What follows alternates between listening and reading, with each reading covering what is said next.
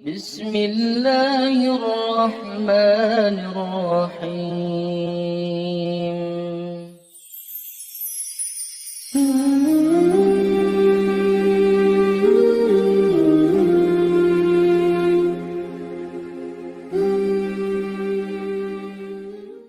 Dalam kesempatan kali ini kita akan membagikan sebuah kisah luar biasa. Seorang dukun yang nekat ke tanah suci Mekah, yang hidupnya penuh dengan liku-liku spiritual. Dari awalnya sebagai seorang yang mencari keluar dari kemiskinan dengan praktek perdukunan, hingga mengalami pengalaman mistis yang mengubah hidupnya secara mendalam. Mari berkisah tentang perjalanan spiritual dan keajaiban yang mengiring langkah seorang dukun di tanah suci.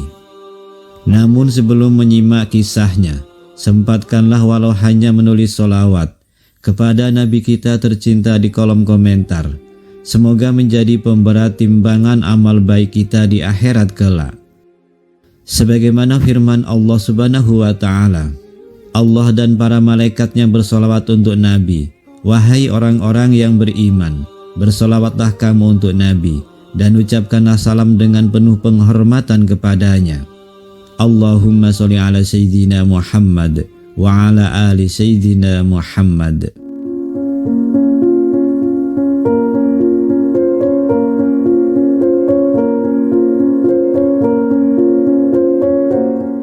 Sahabat beriman, di suatu desa hiduplah seorang dukun yang cukup terkenal. Sebut saja Mbah Sastro. Mbah Sastro seorang dukun dengan nama yang mengisyaratkan keislaman. Sebenarnya berasal dari keluarga muslim yang taat. Namun cobaan kemiskinan memaksa dirinya untuk membuka praktek perdukunan dengan segala kemampuan yang dimilikinya. Awalnya hanya sebagai jalan keluar dari kesulitan ekonomi, namun usahanya tersebut dengan cepat membuahkan hasil, dan ia tak ingin meninggalkan dunia perdukunannya. Suatu hari, datanglah seorang calon legislatif caleg yang haus akan kemenangan dalam pemilihan. Dengan harapan mendapat dukungan gaib, caleg tersebut meminta bantuan dari Mbah Sastro. Dengan bijak, Mbah Sastro menyarankan agar sang caleg melakukan tapa di kuburan selama 3 malam berturut-turut. Tanpa ragu, sang caleg mengikuti saran itu dengan penuh keyakinan. Kebetulan, hasilnya tak lama kemudian terbukti memuaskan. Sang caleg memenangkan pemilihan di daerahnya dengan suara yang cukup signifikan.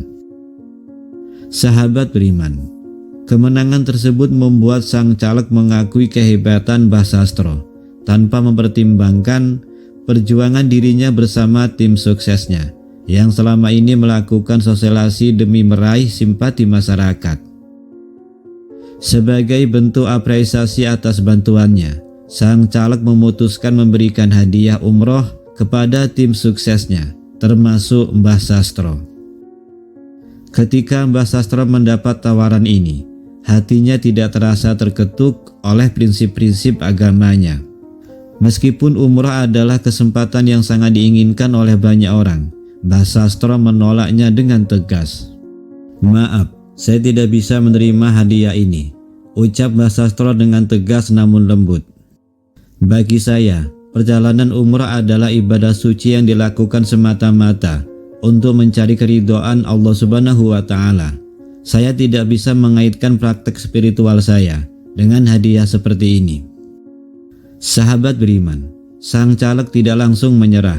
Dengan penuh perhitungan politis, ia berusaha meyakinkan Mbah Sastro. "Tapi Mbah, ini bukan hanya hadiah biasa.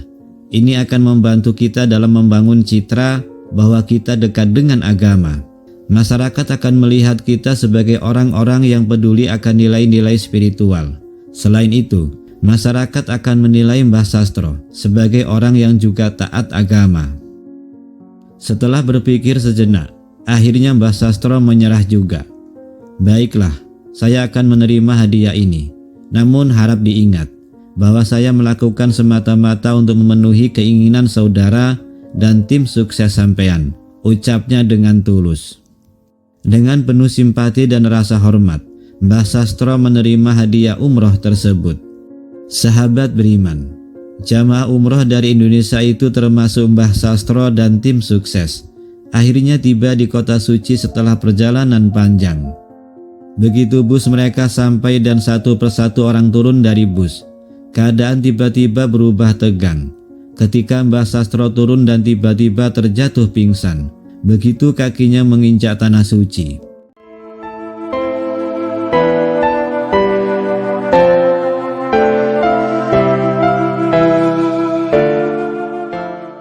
Ketua rombongan terkejut bukan kepalang. Sebelum keberangkatan, Mbah Sastro telah dinyatakan sehat, tanpa adanya penyakit fatal, sehingga semua diyakini aman untuk menjalankan ibadah umroh. Kejadian ini membuat semua orang khawatir. Dengan sigap mereka segera membawa Mbah Sastro ke rumah sakit terdekat. Di rumah sakit, Mbah Sastro segera diperiksa oleh tim medis. Dokter yang menanganinya menyatakan bahwa Mbah Sastro dalam kondisi koma yang serius.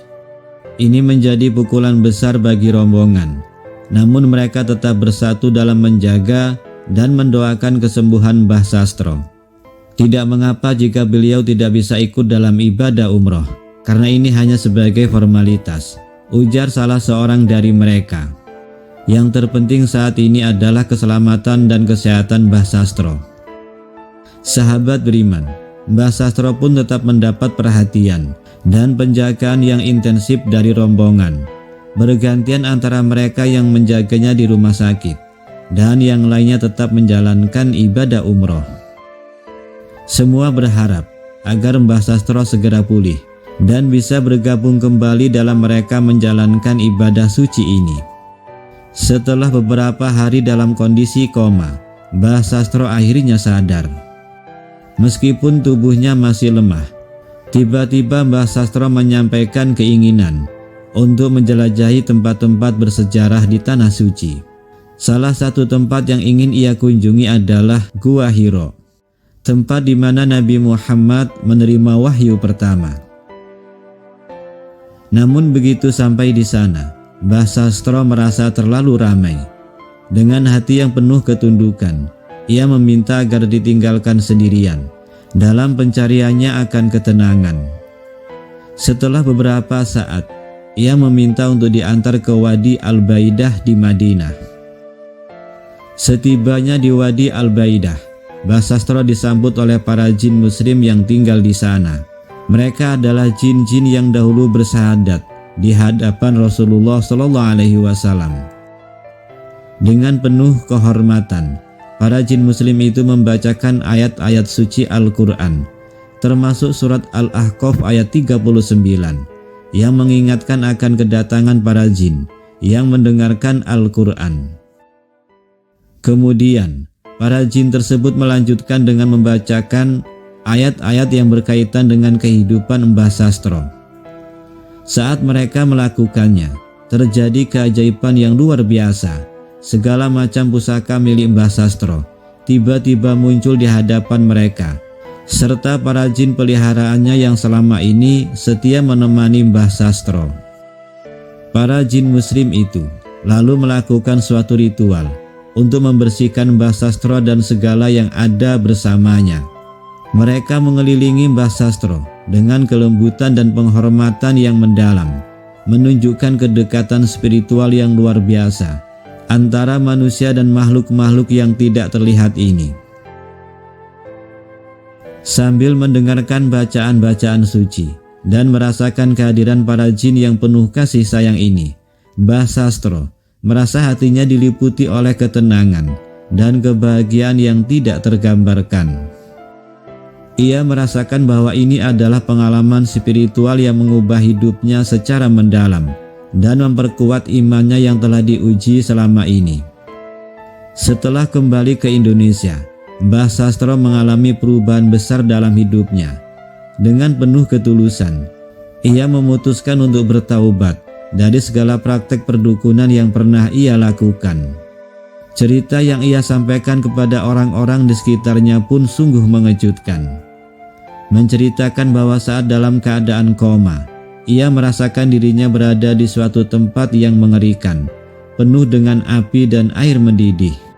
Lebih mengejutkan lagi, ia mendapatkan perlakuan buruk yang dilakukan oleh para jin peliharaannya sendiri dengan menggunakan pusaka-pusaka yang pernah dimilikinya.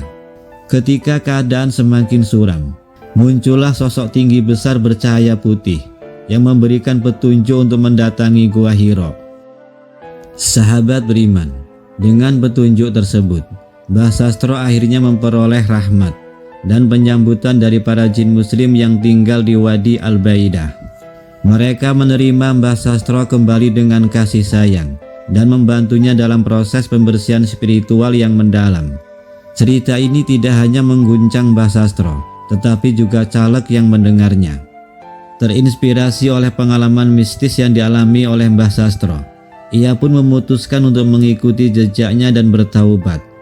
Takut akan azab yang bisa menimpanya akibat perbuatan-perbuatan yang tidak benar.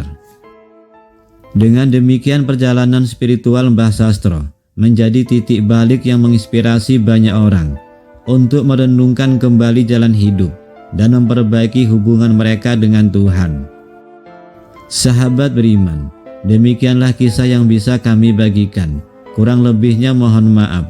Semoga bisa bermanfaat untuk kita semua. Amin ya rabbal alamin. Wallahu a'lam bishawab. Wassalamualaikum warahmatullahi wabarakatuh.